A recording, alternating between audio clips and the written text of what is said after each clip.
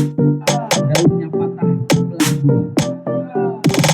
AMC PT Best YPK PLN, bersama KSO PT Biro Teknik Sinar Baru, Kopetindo, PT Solusi Energindo Inovatif, PT Mentari Biro Energi dan tim Astacita Energi menyalurkan 1.000 bibit pohon angsana dalam kegiatan penanaman 1.000 mangrove 1 dekade TVRI Babel bersama Fordas dan KMMD Babel.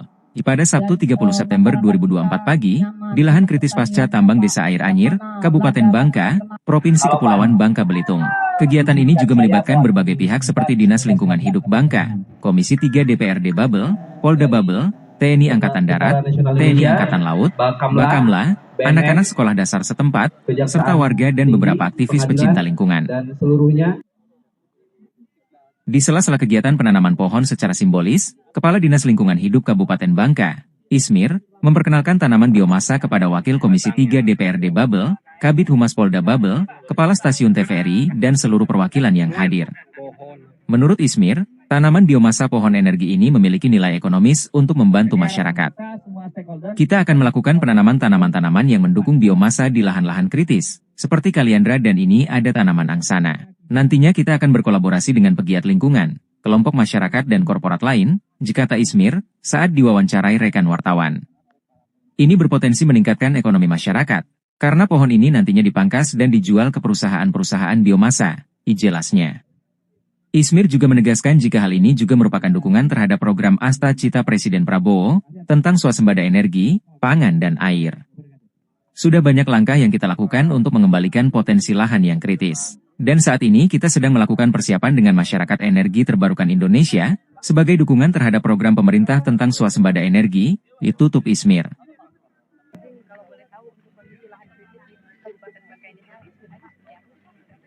Jadi lahan kita ini banyak disebabkan oleh proses tambang yang dilaksanakan tidak arif dan bijak, juga memang dari pembukaan lahan oleh masyarakat kita ataupun korporat terhadap das yang ada di Kabupaten Bangka.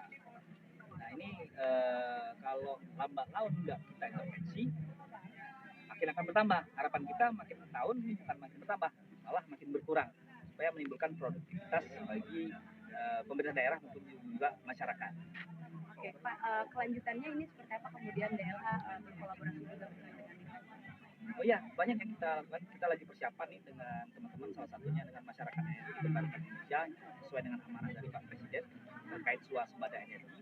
Kita juga akan menanam di lahan-lahan kritis tanaman-tanaman yang akan mendukung biomasa seperti kaliandra, kemudian juga ini ada angsana, yang notabene nanti kita bekerjasama dengan teman-teman penggiat lingkungan, dengan kelompok masyarakat dan juga korporat lainnya. Jadi akan menimbulkan ekonomi masyarakat juga ikut terbantu, karena ini akan dibeli oleh pihak perusahaan, bisa membantu ekonomi masyarakat kita yang saat ini kurang baik-baik saja. Terakhir Pak, harapannya seperti apa untuk kegiatan kita pemeliharaan lingkungan di Kabupaten Bangka ini?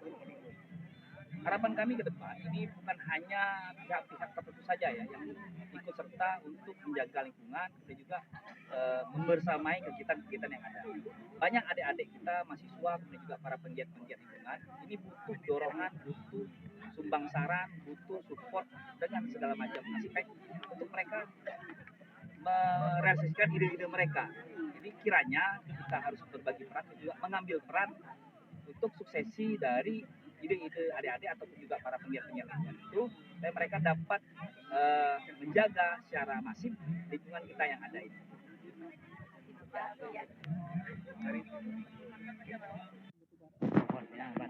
Sementara itu, manajer PT Mentari Biro Energi, Suhaidi menjelaskan alasan mereka memilih bibit pohon angsana. Yang ternyata, bibit pohon angsana bisa ditanam ke semua lahan. Sebelumnya, bibit pohon angsana sempat diragukan keberhasilannya untuk tumbuh di dalam air payau. Namun Suhaidi menjelaskan jika angsana sudah teruji kapabilitasnya, yang bisa hidup hampir di segala jenis kondisi lahan. Untuk sementara ini, itu bisa ditanam di segala lahan, baik di air payau. Kota sudah pernah mencoba menanamnya di Kerabut dan hasilnya hidup. Untuk waktu dekat ini, akan kita coba tanam di lahan gandus, jelas Suhaidi, usai menyerahkan bibit pohon angsana secara simbolis. Tidak hanya itu, ia juga menjelaskan jika pohon angsana memiliki kalori yang sangat tinggi. Bahkan bisa mencapai 4.500 kalori per pohon. Dan kalorinya cukup tinggi, bisa sampai 4.500 kalori. Dan proses pertumbuhannya cepat, kita harapkan 1 tahun sudah panen, sehingga sirkular ekonomi masyarakat bisa berjalan. Dengan kita beli atau kita proses tanaman angsana itu, jelas Suhaedi. Suhaedi mengaku dalam waktu dekat akan menguji bibit pohon angsana ditanam di lahan gersang. Untuk sementara ini, itu bisa ditanam di segala lahan, baik di air payau. Yang sudah kita coba di Kerabut dan itu hidup. Untuk waktu dekat ini, akan kita coba tanam di lahan gandus, itu tutupnya. Sebagai informasi, PT BEST YPK PLN, bersama KSO PT Biro Teknik Sinar Baru, Kopetindo, PT Solusi Energindo Inovatif dan PT Mentari Biro Energi akan melaksanakan penanaman bibit pohon angsana di sepanjang sepadan Jalan Desa Air Duren, Kecamatan Mendo Barat, Kabupaten Bangka, yang akan dilaksanakan pada minggu pertama bulan Desember 2024 mendatang. Kegiatan itu bertujuan meningkatkan ekonomi daerah dan menciptakan energi hijau yang melimpah, dalam mengurangi emisi gas rumah kaca terkhususnya emisi karbon di bumi serumpun Sebalai. Dari Kabupaten Bangka, tim media melaporkan.